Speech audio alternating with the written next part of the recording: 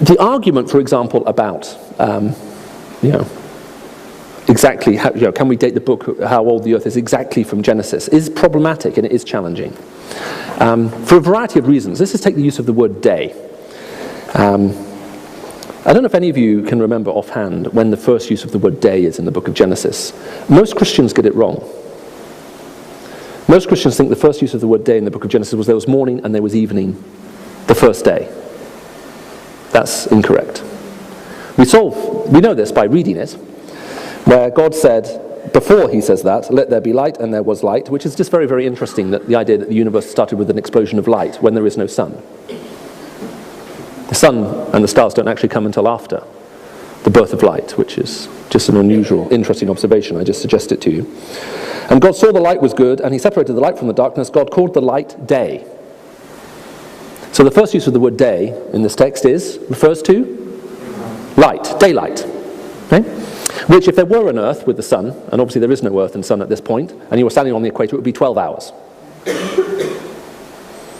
Okay? So if any of you feel that somehow I'm not sufficiently strong on my understanding of this use of the word day, have you ever heard anyone argue that the use of the Hebrew word yom that refers to day refers to a period of less than 24 hours?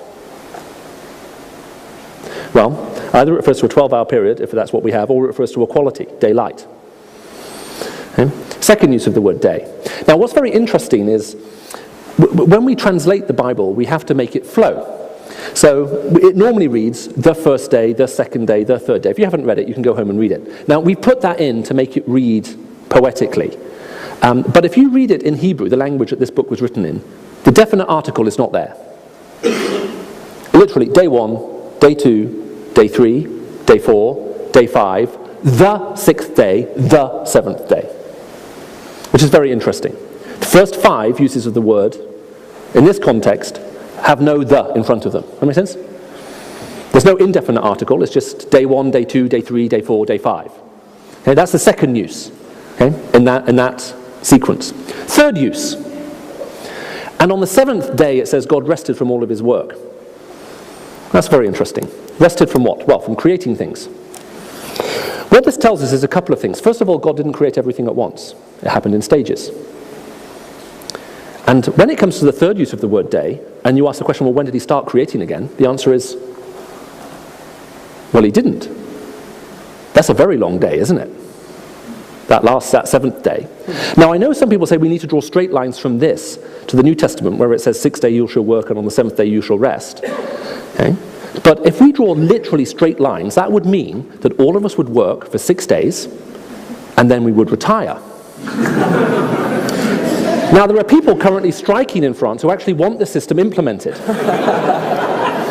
Okay? So we just have to be very careful here. We have to take this seriously.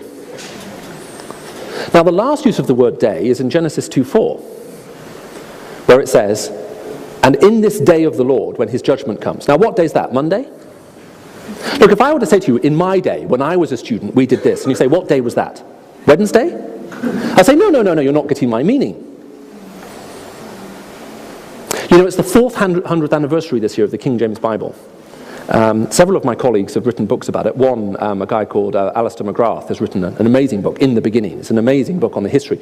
The King James Bible, and indeed the authorized version that came before that, shaped the English language.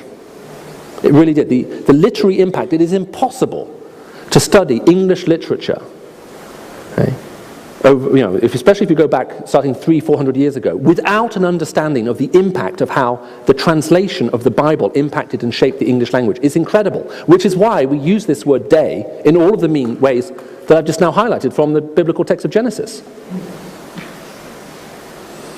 So, just in response to that question, I would urge you, if you're asking it as a Christian, one, to take this very, very seriously. Even if you're not a Christian, I'll say, I think if you take this very seriously, it's very, very interesting what you find. It may be, and I'll suggest to you, is actually quite highly sophisticated writing. In other words, the use of these words here is multivalent. The meaning is dependent by the context.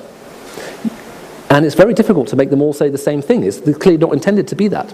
And we haven't actually done anything at this point apart from just make a cursory glancing reading of the text. Now, if I had an hour and a half with you, I would happily look at the rest of it for you.